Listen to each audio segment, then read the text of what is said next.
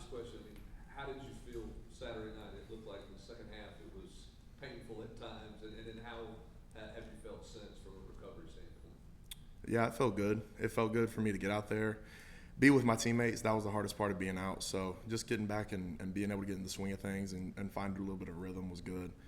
You know, uh, sometimes it hurts to play the game. Just how it is. So I've been a little bit sore, but getting back this week and getting ready for next week too. Did you play more snaps than you anticipated playing? No, probably not. I don't know. If I'm going to start something, I'm going to try to finish it. So I anticipated playing the whole game, and kind of ended up being like that. So Cooper, just how tough was the last month and a half? Imagine it was not fun having to sit out. it was rough. You know, that was expected though. I mean, it's kind. I mean, we're student athletes. It's kind of like our whole thing. You know, playing football. It's basically kind of our whole life. So not being able to do what you love and what you've prepared for doing your whole life is going to be hard every time. Go to Sam. Going off on that, Cooper, how hard was it to keep conditioned with how fast you guys play and then get right back into the game like you were talking about, how much time you got? It was tough.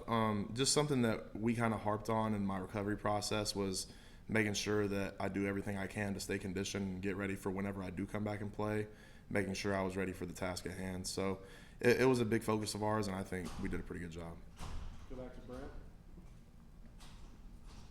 There was obviously a lot of weekly speculation. Could he go this week? When's he going to be able to go? When did you know you were healthy enough to play at the level you expect yourself to play at and be effective enough that you were going to go? When did you know?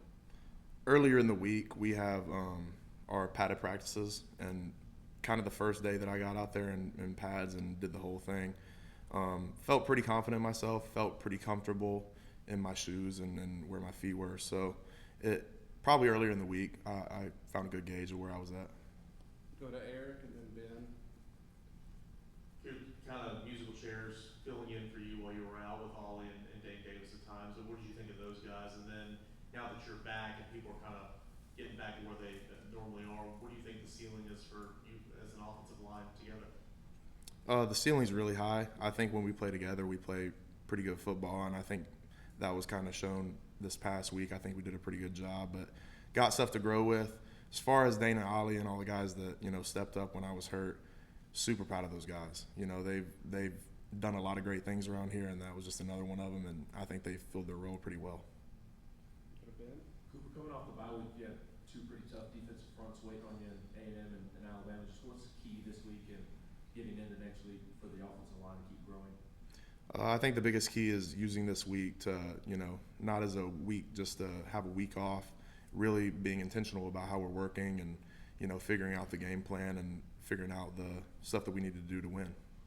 Go to Noah, then Adam, then Patrick. Like kind of going back to Ollie, just kind of what was that relationship like with him? Just did he kind of lean on you at all during that while you were out? I think so. You can ask him. I think he leaned on me a little bit.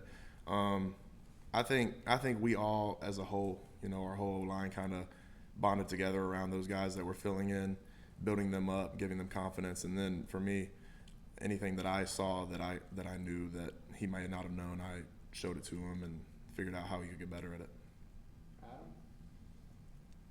Obviously, you saw every week we're asking Coach, like, is Coop going to play this week? And when he would say he may play or I think he's going to play, how did you deal with the speculation and the pressure from the public about that? I just didn't really deal with it. I just kind of turned a blind eye to it, kind of turned my head. You can't really focus on what everybody's saying outside of the building, and that's preached by our coaching staff, is that all that matters is right here in this building. So that's where my ears were listening, and that's where my eyes were looking at. So it didn't really bother me too much. And did you get a lot of questions just out and about from just random people about it?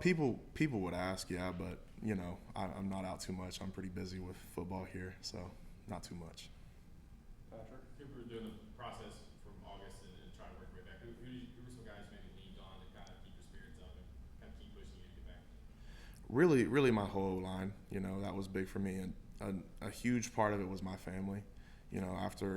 After I had my surgery, I went home for a couple days and hung out with my family, and they kind of nursed me back to health a little bit, my little brother. So Yeah, it was my family, all of my teammates around here. Everybody's great. I love all of them guys. How was your little brother kind of helping you get back on track? Oh man, if anybody's ever had to deal with my surgery, it's kind of hard to get up and get going. So he would always walk with me, hold my hand, make sure I was propped up right and could get where I was going.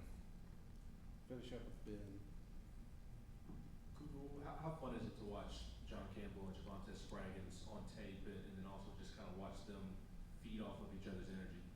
Really fun. Anytime those guys are out there hitting on all cylinders, it's going to be a fun game and, a violent game. So if you watch the game, there's plenty of finished plays and plays where guys are taking people over the pile, stuff like that. And I think that's kind of, who we are as an O-line and who we're trying to be. It's our identity.